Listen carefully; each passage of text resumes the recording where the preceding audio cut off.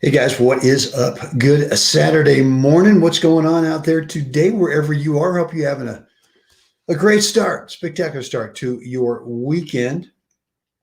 I guess college football starts this weekend. Well, I think there were a couple of games last night. Go Bears.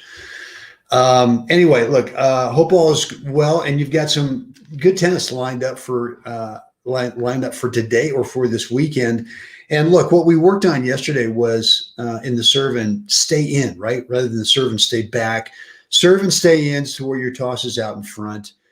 Enough so that when you land, that you're a foot or so, inside that baseline and looking to be able to take advantage of any kind of a, return serve, whether it's singles, well, in singles, because I'm assuming that most of the time you're serving and volleying in doubles.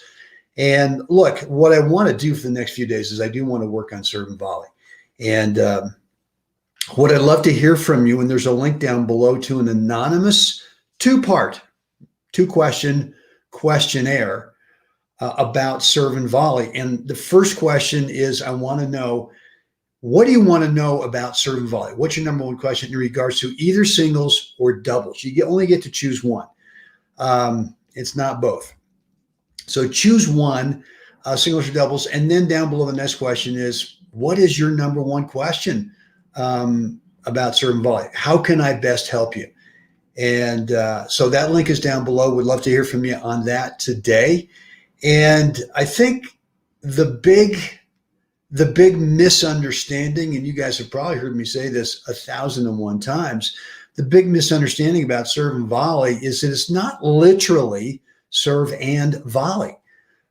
I mean, I'll be honest with you, most of the time in doubles, for me, it's serve and half volley. It's serve and put on the brakes because the return is down low and I want to allow the ball to bounce up so I can get some better geometry to be able to play whatever I'm going to, transition with. So it's really more serve and transition, which is a choice between sort of one of three shots, right? Could be a volley, could be a half volley, or it could be, as I just said, putting the brakes, let the ball bounce up, and then you play an approach shot. So serve and volley, serve and half volley, or serve and approach. And serve and approach is not where you serve and stay in like we did yesterday, and then you get a short ball and then you come in. It's really, the intention is you're trying to join your partner up in net. You're trying to present that return team with you guys being the first team to achieve net position as a team, both guys, right? Or both gals, or in mixed, whatever it is. But I'd love to hear from you. Really, what is your biggest challenge? What's that one thing in serve and volley that if you felt that you could really get it figured out, that you'd feel a lot more comfortable coming in? I know that when I worked with Mr. Stowe back in the day, is that you've heard me talk about him, which is all about balance and posture. And my question to him on serve and volley, and this pertained more to singles. And I said, well, how do I choose between a serve and a volley, or a serve and choosing to do a half volley?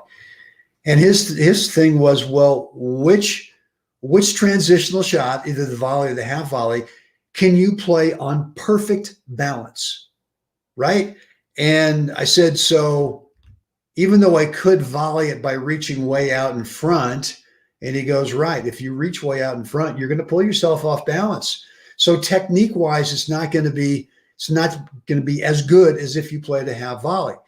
And he taught me, he said, no matter what shot you choose, you still end up in the same spot for the next shot, right? So I want to kind of get rid of this notion that you have to volley that first one every time.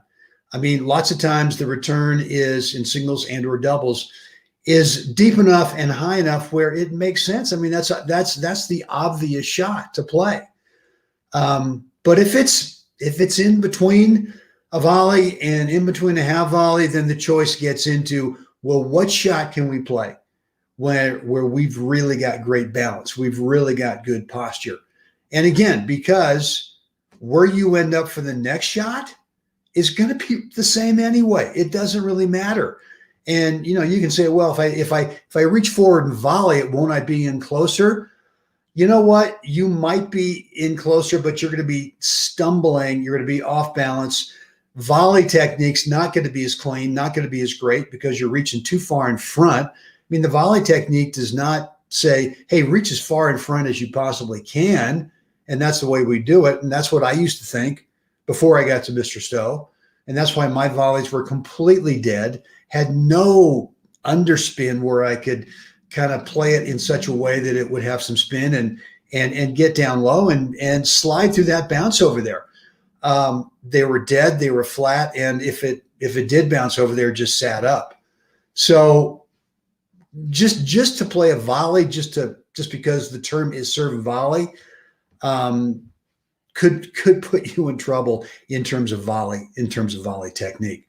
So again, hope this helped. Right today, I really want to hear from you guys. And again, it's a 2-question anonymous questionnaire. It takes literally less than 1 minute to complete, and I'd love to hear from you, because I want to hear from you in your own words. What is your challenge that you're working on with serve and volley? And again, it could be singles, could be doubles. Let me know. And look, I said that there's a choice between you only get serve and or doubles. That's fine. But when you're done with the questionnaire, it gives you the link to go back if you want to submit another response. So you could do one for singles, you could do one for doubles, where you end up doing 2 responses. Totally cool. All right, guys. Well, that's it for me today. I got a lot on tap. Going to get over to the Steamboat Tennis Center here in about an hour. Have a good workout with my friend David over there on the clay court number 7. And then got to go over to Ace Hardware, pick up a few items to take down to the property. Man, it's looking good down there. It's looking good. Doing a lot of tree clearing, all that good stuff. And we're starting to get a real sense of what the site's going to be for next year when we build down there. Anyway, slightly off topic. All right, guys, get out there. 2 things. Click the link below in the description area. Fill out that quick little 2-part questionnaire. Would really appreciate it.